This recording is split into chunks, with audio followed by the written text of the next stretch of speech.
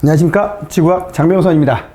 자, 우리 63회 변리사 이제 시험 준비하려고 설명에 들어오신 여러분들 반갑고요. 지구학 가르치고 있는 장명선이고요. 그냥 이력이 이렇습니다. 뭐 이력이야 뭐 사진은 한 10kg 쪘을 때 찍은 거라서 지금은 그래도 좀 덜 쪘죠. 예. 하여튼 뭐 그렇고 지금 수능반하고 그다음 변리사에서 주로 강의를 하고 있고요. 이제 한 2년 전부터는 영재반 수업을 하고 있는데 변리사 강의했던 게 영재반 수업할 때 굉장히 도움이 많이 되더라고요. 왜냐면 수능하고 우리하고는 또 많이 겹치긴 하지만 수능에 나오지 않은 영역 중에 우리가 다뤄야 될 내용도 한 20-30% 있는데 그게 조금 뭐 유리해서 그냥 그럭저럭 뭐 도움이 되고 있는데, 자, 처음에 이제 설명드릴 거는 지구과학개론에서 지구과학을 공부할 때 어떤 내용을 공부하는가, 일단 처음에 이것부터 하나 말씀을 드려볼게요. 처음에 뭐 배우냐면 뭐 요 순서는 각 학원마다 또 선생님들이 몇 분 계시긴 한데 유명한 선생님도 계시고 뭐 저처럼 좀 덜 유명한 사람도 있고 그런 분들도 있는데 책 순서는 별 의미가 없어요. 저는 이제 제가 만든 책에는 주로 요렇게 구성을 해놨는데, 요렇게 구성을 해놓은 이유가 뭐였냐면 여기를 여러분들이 제일 어려워합니다. 그래서 초반부터 이거를 깔아놓게 되면 여러분들이 지레 좀 겁먹지 않을까 싶어서 뒤쪽에 넣어놨고, 처음에는 이제 지구 일반론이라고 하는 내용이 나오는데 초반에 이제 뭐 지구의 구조, 그 다음에 지구에서 작용하고 있는 힘들에 대한 얘기, 그래서 이게 약간 무슨 물리공식 같은 얘기들이 등장을 합니다. 그러면서 책을 보게 되면 특히 이제 흔히 자연계 쪽이 전공이 아니었던 아닌 분들, 그 다음에 자연계 쪽 공부를 고등학교 때 하신 적이 별로 없는 분들 같은 경우는 괜히 보면서 쫄 수 있어요. 제가 뒤에서 또 얘기하겠지만 제일 지구과학 공부할 때 제일 하지 말아야 될 게 쫄지 말라는 얘기예요. 왜냐? 그 얘기도 역시 좀 이따가 이어서 가도록 하겠습니다. 처음부터 썰을 풀어버리면 이게 흥미가 떨어지기 때문에. 힘에 대한 얘기가 나옵니다. 뭐 중력 얘기 나오고 전기력 얘기 나오고 전기장 얘기 나오고 자기장 얘기 나오는데 그냥 그런 힘이 있다라는 정도, 이 힘이 이렇게 표현된다는 것 정도만 알아도 여러분들이 지구과학, 자연과학개론 지구과학에서는 문제를 풀 수가 있습니다. 그리고 지구에 작용하는 무슨 태양 복사 에너지가 어쩌고 지구 복사 에너지가 어떻고, 역시 그것도 크게 문제될 내용은 없고요. 그 힘들의 정체, 그 에너지들의 정체, 그 에너지가 어떻게 작용하는지 정도만 아시면 크게 무리가 없어요. 그런데 이제 그 다음부터 조금 암기를 많이 해야 될 내용들이 나옵니다. 지각을 구성하는 물질이 뭐냐? 뭐겠어요? 돌덩어리겠죠. 그 다음에 지표는 세월이 지나면 비바람 맞고 파도에 의해 깎이고 또 각종 뭐 판구조론 등에 의한 땅덩어리들의 움직임에 의해서 지표는 변하게 된다. 그때 생기는 지형들 또는 그 지형으로 생긴 또 다른 지형들, 그런 것들 여러분 좀 암기를 하셔야 되고 그림을 통해서도 이해를 하셔야 됩니다. 기출문제 보셔서 아시겠지만 지구과학에는 그림 문제가 생각보다 적어요. 참고로 올해는 그림 문제가 거의 4개 이상 나왔는데 그림 4개, 표 1개, 그래가지고 뭐 그림이나 표가 등장하는 문제가 거의 절반 정도를 차지했는데 작년 61회 문제랑 재작년 60회 문제만 보더라도 10문제 중에 그림이 1개도 없었습니다. 솔직히 이제 제가 계속 보면서 무슨 생각을 했냐면 지구과학 출제위원분들이 다른 과목 출제위원분들보다, 이런 말 해도 되나 모르겠지만 성의가 없다. 문제를 너무 성의 없이 냈다. 대충 냈다. 그러니까 문제 한 줄, 뭐 어쩌고 저쩌고 한 줄, 그 다음에 기억리 1번, 2번, 3번, 4번, 5번.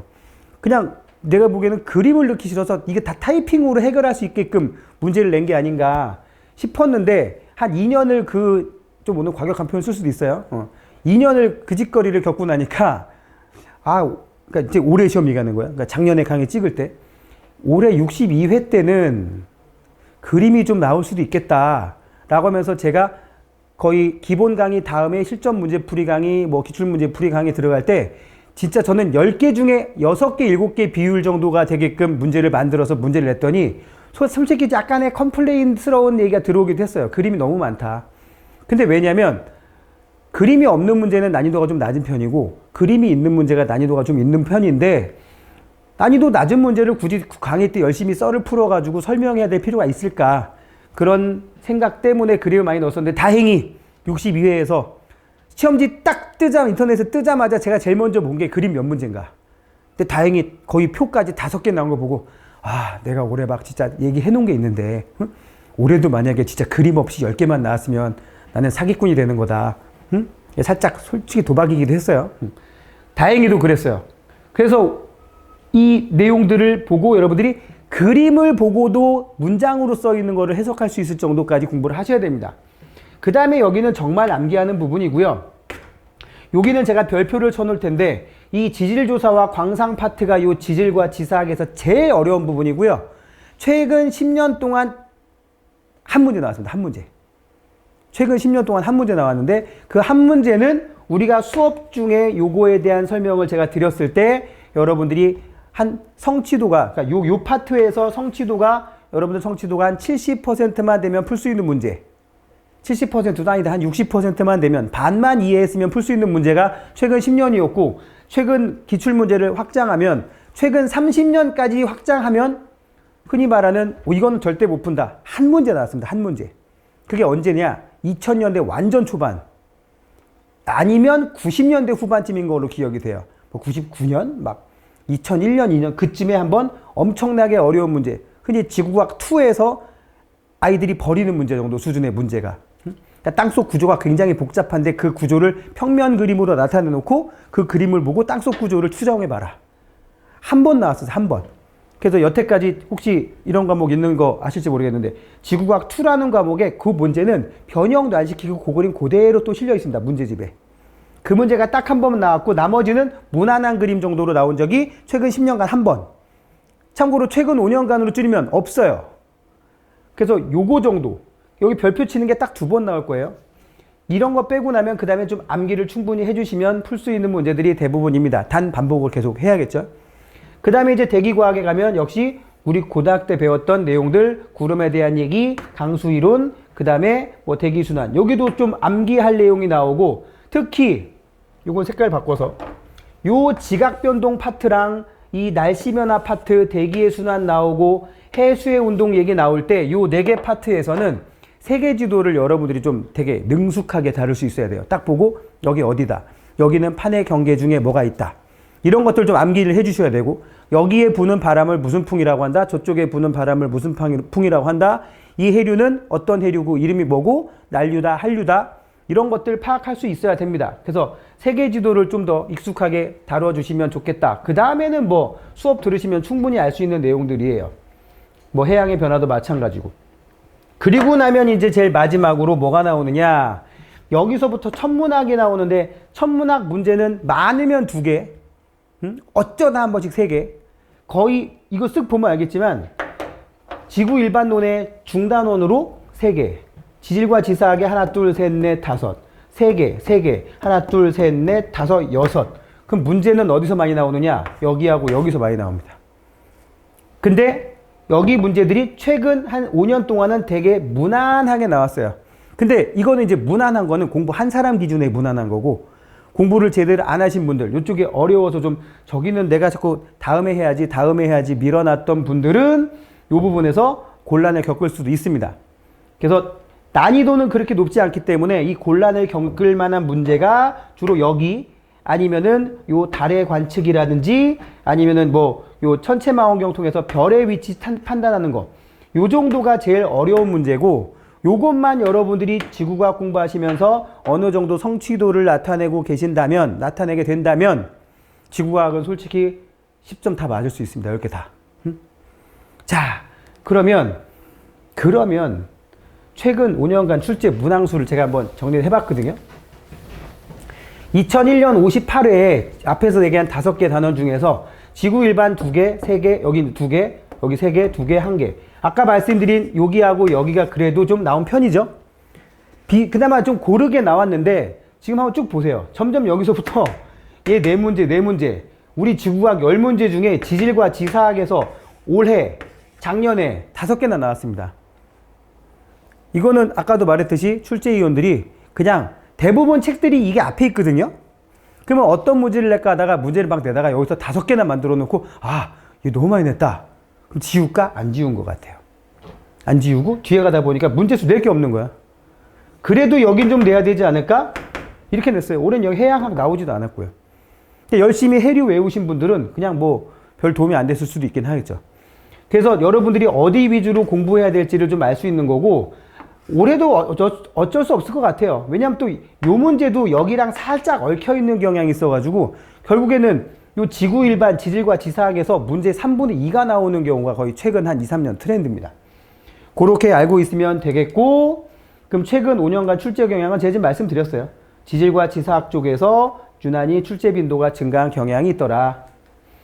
그러면 이제 제일 중요한 내용이고 여러분들이 제일 궁금해할 내용, 그죠? 알고 싶은 내용이겠죠? 지구과학 학습 방법이 뭐냐? 첫 번째, 저희 이제 책이 우리 학원에 비치된 책이 몇 권, 한 열 몇 권 정도 남아있는데, 작년에 그나마 그래도 한 200권 정도 인쇄했는데, 14권밖에 안 남은 거 보니까 그래도 많이 가져가신 것 같아요. 사가지고. 근데 이 개념서 아마 4월 중에 새로 업데이트 돼가지고 학원에 비치가 될 겁니다. 그리고 학원에 연결된 아마 그 뭐라 해야 돼? 뭐 북스토어라고 해야 되나? 그런 데서 구입하실 수 있을 건데, 그냥 그거를 전체적으로 통독하시면 돼요. 4월 중에 발간될 거라고 알고 계시면 되겠어요. 지금 계속 오타 교정하고 있어가지고요. 그림도 새로 좀 집어넣고, 그리고 문제랑 문제 좀 양 늘리고, 그리고 해설지까지 합칠 생각이라서 통독하시고, 그 다음에 이제 그 통독을 하면서 암기를 해야 될 부분과 크게 세 가지로 테마를 제가 쪼개있거든요. 원리를 이해하는 부분이 있고요. 그리고 계산이 필요한 부분도 한두 문제 정도 나옵니다.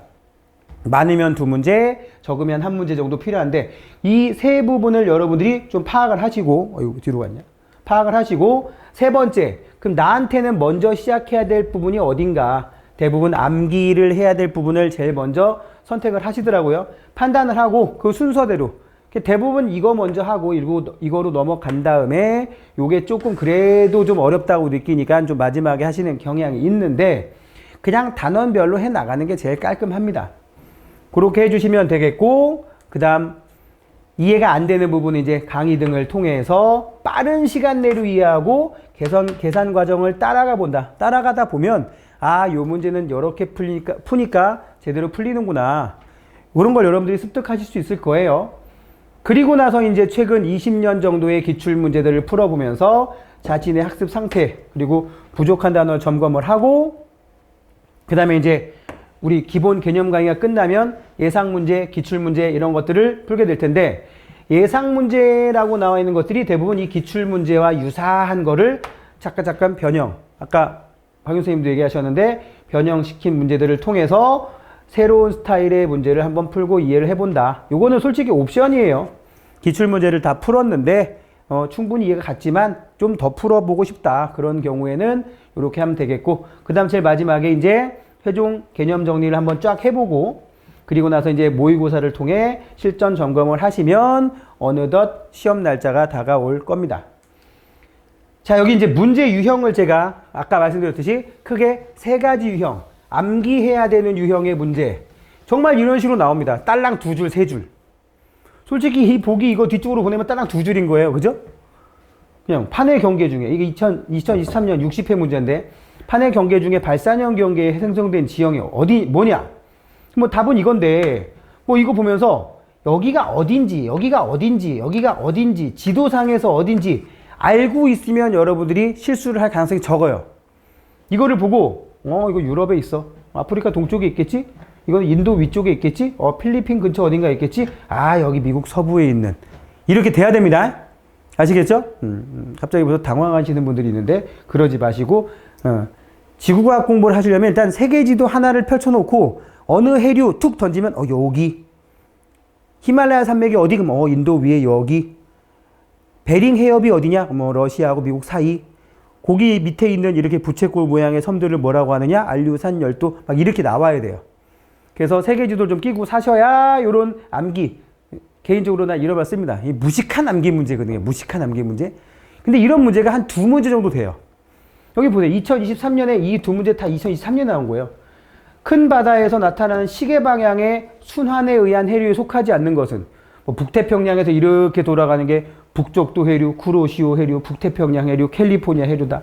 저쪽에 대서양에 가면 역시 북쪽도 해류, 멕시코 만류, 북대서양 해류, 카나리아 해류가 흐른다. 이거 외워야 돼요, 그냥.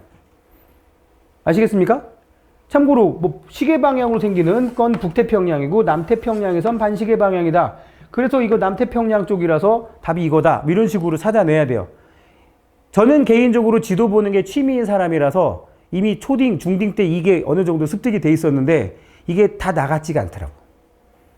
당연히 페루 해류니까 남반구에 있겠지. 일단 페루가 어디 있는지 모르는 사람도 생각보다 많아요. 그러니까 이런 것들 때문에 여러분들에게 이런 몇몇 지형들, 지명들, 해류 이름들, 위치들도 암기를 하십사 싶어서 이런 문제 있다는 거 보여드린 거고, 이해 문제는 이제 이런 거예요. 당장 올해 지지난주죠? 지지난주에 나왔던 62회 문제 중에 일정의 단원을 굳이 얘기하면 천문학 파트라고 할 수는 있겠지만, 우리 주변, 지구 주변 도는 달의 공전을 나타내 놓고 달이 뒤에 있으면 북반구에선 어떻게 보이고 남반구에선 어떻게 보이겠는가. 서로 반대로 보인다는 걸 일단 하나 알고 있어야 되겠고, 이해. 남반구, 북반구 반대니까. 북반구에서 봤을 때 오른쪽이면 남반구에서 봤을 땐 왼쪽이 될 수 있는. 그러면 북반구에서 봤을 때 달이 뒤에 있으면 햇빛 이쪽에서 쳐다보니까 왼쪽이 밝겠지? 그럼 왼쪽 반달 모양. 그럼 북반구에선 무슨 반달? 하얀 달 찾고. 그럼 남반구는 반대니까 이렇게 찾으면 됩니다. 이런 것들이 이제 어떤 천체들의 겉보기 모양에 대한 이해가 좀 동반되어 있어야 쉽게 풀 수 있는. 근데 이제 이것도 있죠. 왼쪽 반달을 하얀 달이라고 한다. 오른쪽 반달을 상현 달이라고 한다. 그거는 좀 알고 있어야겠죠. 그런 것들이에요. 수준 딱 보이시죠? 이게 올해 문제 중에 좀 어려운 편에 속하는 거였습니다. 이제 대충 감이 오죠? 지구과학 좀 무난한데? 당연히 그러니까 제가 그런 말씀 드리는 거죠. 이제 이거는 재작년 2021년 58회에 나왔던 페년상이라고 하는 대기과학에서 산 넘어간 공기가 고온 건조해진다는 걸 나타낼 때 산이 1.2km의 높이를 띄고 있고 A 지점에서 기온 있을 점, 기온 있을 점. 이제 개념 이건 수업 때 또 하겠죠? 이게 넘어갔을 때 고온 건조해진다는 걸 통해서 얘가 여기 올라가면 여기로 내려오면 기온과 있을 점이 어떻게 되는가 이런 것 따지는 과정이 있어요. 상승 응결고도 지금 식 안 쓰겠습니다. 지금 써봐야 배움도 안 되니까. 상승 응결고도 공식에 집어넣으면 몇 미터에서 구름이 생기기 시작하고 어디까지 구름에 의해서 강수가 생기고 내려오면 고온 건조해진다. 그래가지고 여기 넘어오면 기온이 몇 도, 있을 점이 몇 도라는 게 바로 나오게 됩니다. 이것도 그렇게 어려운 내용은 아닌데 되게 출제 빈도수가 높은 개념이라서 제가 하나 소개를 해드리는 거예요. 계산 문제죠? 자, 문제 유형이 이렇게 세 가지인데 이 세 번째 같은 경우, 이 계산 문제 같은 경우가 여러분들이 어렵다고 한 내용이라고요. 이게 어렵다고 한 내용이라고, 이게. 자, 그러면 지구과학은 어느 정도까지 깊이 있게 공부해야 되는가? 이게 사실은 오늘 여러분들 설명회에서 지구과학에 대한 소개를 드릴 때 꼭 드리고 싶은 말씀이에요. 아까 박윤쌤도 얘기하셨겠지만, 얼핏 들었거든요. 여러분들의 불안감을 조성해서 학원은 먹고 산다라는 얘기가 있죠. 저도 그랬으면 좋겠는데 양심에 찔려서 도저히 나는 그렇게 못합니다. 박윤쌤도 마찬가지고. 공부는 시험에 붙을 때까지만 하시면 돼요. 그죠? 제가 수능만 가서도 그런 얘기예요. 너네들은 수능 따위를 볼 거기 때문에 요 정도만 알면 돼. 니네가 지금 지구과학 전공할 거 아니잖아. 대학 가서 지구과학을 전공하고 싶어도 전국 대학에 지구과학과가 별로 없어서, 거의 없어서 전공하기도 힘들어. 그러니까 니네들은 수능에서 고득점 맞기 위한 공부만 하면 된다. 여러분들은 변리사 시험 1차 시험 통과만 하게 하면 됩니다. 그죠? 지구과학 전문가 되실 거 아니잖아요. 그죠? 저는 변리사가 돼서도 지구과학 쪽에 특출난 먹고 살기 힘듭니다. 아시겠죠? 그럼 어디까지 깊이 있게 공부해야 되느냐? 일부러 한 방에 띄웠어요. 너무 깊은 학습을 권하지 않습니다. 그럴 필요도 없어요. 그리고 앞에서 말씀드린 선생님들에 대한 과목에 대해서 난이도가 절대로 높지 않습니다. 사실은 이게 기분 나쁘기도 해요. 근데 내가 보더라도 물리 문제, 화학 문제 보면 어려워 보여요. 생명 보면 그래 이 정도는 돼야지. 지구과학 보면 이거를 강의를 해야 되나? 이런 느낌 날 때도 있어요. 솔직히. 그래서 이 여타 과목에 대해서 난이도가 절대 높지 않기 때문에 개념서 내용만 핵심이에요. 개념서 내용만 진짜 뻥 안 치고 한 3번만 읽어도 10개 중에 7, 8개는 너끈히 맞히는 문제가 나옵니다. 자, 거기에 추가적으로 최근 20년 기출문제만 다 풀어보고 그 문제가 왜 답이 그렇게 되는지만 알아도 9개는 충분히 맞춥니다. 하지만 여러분은 지구과학에서 몇 개를 맞춰야 돼요? 다 맞춰야지. 아까 들었죠? 올해 최고로 어려운 문제가 그 문제였다. 아까 달 문제. 응? 그것까지 맞출 정도면 당연히 10개 다 맞추는 실력을 갖추고 있는 거예요. 그러니까 지구과학은 망하면 9개. 그냥 뭐 그래 평소처럼 봤어. 10개 다 맞아야 돼요. 왜? 물화가 어렵거든. 그렇잖아요. 그러니까 지구과학은 최악의 경우 9개 맞춰야 되고 무난하게 10개 다 맞춰야 됩니다. 그럼 어떻게 한다고요? 개념서 내용, 기출문제, 그 다음에 플러스 알파. 플러스 알파는 솔직히 옵션이니까. 자, 이거를 선생님이 제가 한마디로 줄이면 이렇게 됩니다. 어떻게? 일부러 뜨면 되는 거예요. 일부러. 응? 짜잔. 지대넙이야. 들어보셨어요? 이 책 제목 아닌가요? 그죠? 지적 대화를 위한 넓고 얕은 지식. 이거 아니에요. 지구과학을 대하는 넓고 얕은 지식. 응? 넓고 얕게 공부하시면 됩니다. 넓고. 책 양은 그래도 좀 많은 편인데 그냥 무게 너무 힘들어 하지 말고 너무 부담 갖지 말고 그냥 쭉쭉쭉쭉 읽어보시면 여기까지 맞추고요. 기출문제 풀이를 그냥 눈으로만 확인해도 9개 맞춰요. 그 다음에 이제 기출문제를 여러분들이 조금 어렵다고 하나 아까 그 막 어렵다고 좀 소개해드린 그런 문제들 있죠. 그런 문제들까지 몇 번 풀어봤다? 그러면 이제 10개는 당연히 다 맞춘다고요. 자, 그래서 이제 여기서부터 이제 깨알 같은 우리 학원 홍보 겸 강의 홍보가 되는데 우리 별리사 스쿨에서는 지구과학은 5월부터 8월까지는 기본 개념 강의를 진행을 하고요. 그래서 설명 자세하게 하고 또 암기 부분, 이해가 필요한 부분, 계산 부분을 어떻게 하는지 이 개념 강의를 통해서 여러분들이 연습을 하시게 되겠고 그리고 설명을 할 때 제가 아까도 말씀드렸지만 당연히 이 정도는 알겠지. 당연히 이 정도는 이걸 모르나? 그게 아니라 웬만하면 모를 거라고 생각하고 비전공자 또는 비자연계 출신 수험생들도 충분히 따라올 수 있게 작년 한 해 동안에도 지구과학을 녹화를 할 때 현장에 한두 분 정도 개념 강의 때 계신 분들이 있었는데 뭐 처음에는 막 한 7, 8명 있다가 나중에 한두 명 있다가 나중에 그마저도 그냥 뭐 인강으로 들으면 될 것 같아요. 그게 그럴 수밖에 없어요. 아까 말했잖아. 난이도가 별로 높지 않으니까. 그 중에 특히 기억나는 학생 중에 예체능 나오신 분이 있었는데 그분도 9개 맞았습니다. 본인 얘기대로 자기 예체능이어서 문과도 아니고 이과도 아니고 자기는 예체능이라 아무것도 모른다. 솔직히 다른 법 과목은 어떻게 맞았는지 모르겠는데 9개 맞았다고 얘기를 하시더라고요. 다행히 길 가다 만났어. 갑자기 웬 여기 역삼역 걸어서 뚜벅뚜벅 걸어오는데 웬 젊은 여성분이 갑자기 나를 보고 환하게 웃길래 순간 당황해서 내가 뭐 나쁜 짓 이런 건 아닌데 근데 갑자기 나를 보고 아는 척을 하면서 밝은 표정을 짓길래 왜 그런가 했더니 선생님 강의 듣고 9개 맞았대요. 속으로. 아까도 말했지만 9개면 다른 거 아니잖아. 10개 다 맞아야지. 근데 표정이 너무 밝아서 왜 그런가 했더니 자기 예체능 나왔는데 9개 맞았다고. 그래서 어우 잘하셨다고 고생하셨다고 2차 꼭 되세요 이러고 지나갔는데 길거리에 사람이 알아보니까 굉장히 부담스럽더만요. 응? 웃기는 게 뭐냐면 그냥 그때 녹화할 날이 아니라서 그냥 대충 진짜 추리닝 바람에 지나가고 있었거든. 근데 웃기는 건 이 학생의 액션 때문에 주변 사람들이 저 사람 선생인가 봐. 뭐 이런 느낌? 자, 아무튼 여러분들 충분히 전공자가 아니더라도 비자연계 출신도 가능합니다. 넓고 얕은 지식. 그 다음에 이제 9월달 되면 지금 넉 달 동안 개념 강의를 한다면 우리도 일주일에 한 번씩 정도 녹화를 하게 될 텐데 심화 개념, 그러니까 조금 더 깊은 개념, 아까 말한 그 한 문제 더 맞추기 위한, 한 문제, 두 문제 더 맞추기 위한 심화 개념.